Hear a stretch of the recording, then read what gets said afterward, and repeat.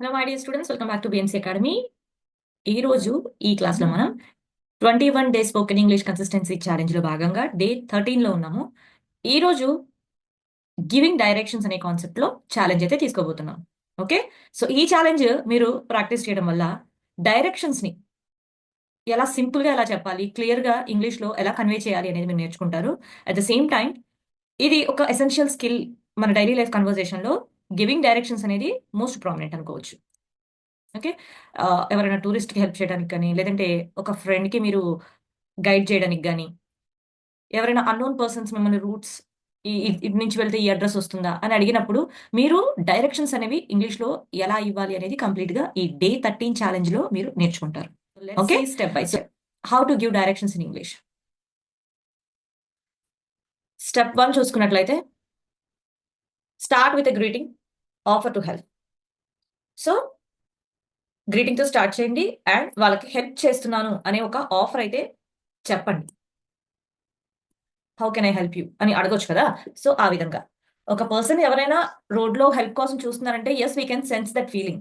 వాళ్ళు ఒకళ్ళ హెల్ప్ కోసం చూస్తున్నారు అనేది మనకు అర్థమైపోతుంది, రైట్? సో అలాంటి సిచ్యువేషన్ లో మనం ఈ విధంగా హెల్ప్ ని ఆఫర్ చేయొచ్చు. స్టెప్ 2 లో వచ్చేసరికి use simple phrases to guide. మనకొచ్చిన కాంప్లెక్స్ ఇంగ్లీష్ అంతా కూడా అక్కడ ఉపయోగించొద్దు. Okay, so simple simple sentences. ఎందుకంటే మనకి ఇంగ్లీష్ వచ్చిన మనకు తెలుసు, బట్ ఎదుటి వ్యక్తికి తెలుసో లేదో మనకు తెలియదు కదా. సో సింపుల్ ఫ్రేజెస్ లోనే మీరు గైడ్ చేయడానికి అయితే ట్రై చేయాలి. Mention land marks. ప్రతి ఒక్క ఏరియాకి కొన్ని ల్యాండ్ మార్క్స్ ఉంటాయి. అది ఎవరి సందు ఎవరి వీధి అక్కడ ఏముంటుంది అంటే, yes we have some landmarks to point. Okay, ఖచ్చితంగా ఆ పాయింట్ చెప్పడానికి కొన్ని ల్యాండ్ మార్క్స్ అనేవి ఉంటాయి. సో ఆ ల్యాండ్ మార్క్స్ ని మీరు ఇక్కడ మెన్షన్ చేయాల్సి ఉంటుంది. Extra clarification. వాళ్ళకి అవసరం అయితే, వాళ్ళకి అర్థమైతే ప్రాబ్లం లేదు. ఇంకా అర్థం కాలేదు అనుకుంటే you need to give extra clarification. Okay, so at the step 5 you need to end with a final note. ఒకసారి సెంటెన్సెస్ చూద్దాం ఎలా ఫ్రేమ్ చేయాలి అనేది. సెంటెన్స్ చూసుకుంటే, excuse me, can you help me, can you tell me how to get to the nearest bank. మీరు help అడుగుతుంటే ఈ విధంగా అడగాలి. ఓకేనా? సో మిమ్మల్ని ఎవరైనా హెల్ప్ అడిగితే ఈ విధంగా మనం చెప్పాలి. Sure, let me help you. Where do you want to go.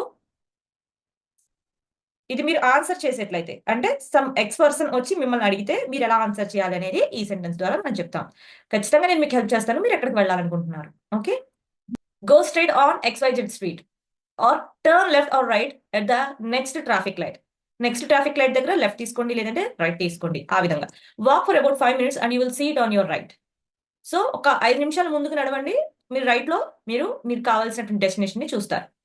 It is just around the corner. అది ఆ కార్నర్ లోనే ఉంటుంది. ఈ విధంగా మనం సింపుల్ సింపుల్ ఫ్రేజెస్ అయితే యూజ్ చేయొచ్చు. ల్యాండ్ మార్క్స్ మెన్షన్ చేయమన్నాను కదా, ఇక్కడ ఇలా ల్యాండ్ మార్క్స్ మెన్షన్ చేయొచ్చు. You will pass a super market on your left. మీరు వెళ్తున్న దారిలో మీ లెఫ్ట్ సైడ్ మీకు ఒక సూపర్ మార్కెట్ కనిపిస్తుంది. సో ల్యాండ్ మార్క్స్ చెప్పడం వల్ల ఏంటంటే, ఓకే వాళ్ళు ఈ దారిలో కరెక్ట్ గానే వచ్చారు అని అనుకుంటారు. ఓకే, సో ఆ విధమైనటువంటి అష్యూరెన్స్ కోసం మనం ల్యాండ్ మార్క్స్ అయితే చెప్పాలి. Same the hospital is opposite the mall. Okay, మీరు ఏదైతే హాస్పిటల్కి వెళ్ళాలనుకుంటున్నారో అది షాపింగ్ మాల్ కి ఆపోజిట్ లోనే ఉంటుంది అని. It's next to the petrol station. Petrol bunk అంటాం కదా మనం.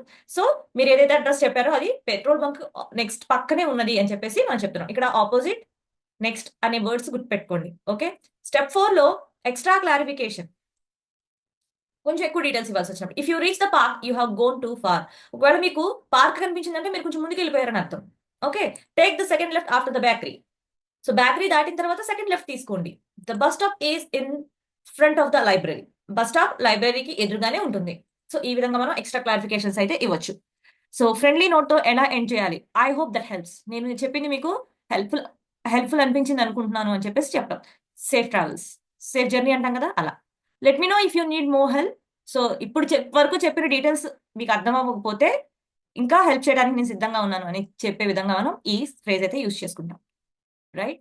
For detailed explanation of steps, an example script, check the description. How to track your progress today. Me progress ని మీరు ఎలా ట్రాక్ చేసుకోవాలి. Practice by giving directions to common places, school, bank, park etcetera. ఓకేనా? So మీరు ఇక్కడ railway station అని నేను ఇచ్చేసాను కాబట్టి మీరు స్కూల్ కానీ, బ్యాంక్ కానీ, లేదంటే ఏదైనా పార్క్ కి సంబంధించిన డీటెయిల్స్ కానీ డైరెక్షన్స్ ఇవ్వడానికి ట్రై చేయండి మీ లోకల్ ఏరియాలో. Okay, record your self explaining how to get from your home to near by land mark. So మీరు నియర్ బై ల్యాండ్ మార్క్ అంటే మీ ఊరి బస్ స్టేషన్ పెట్టేసుకోండి. ఓకేనా? మీ ఊరి బస్ స్టాప్ దగ్గర నుంచి మీ ఇంటికి ఎలా రావాలి అనేది మీరు ఒక రికార్డింగ్ చేయండి. ఓకేనా?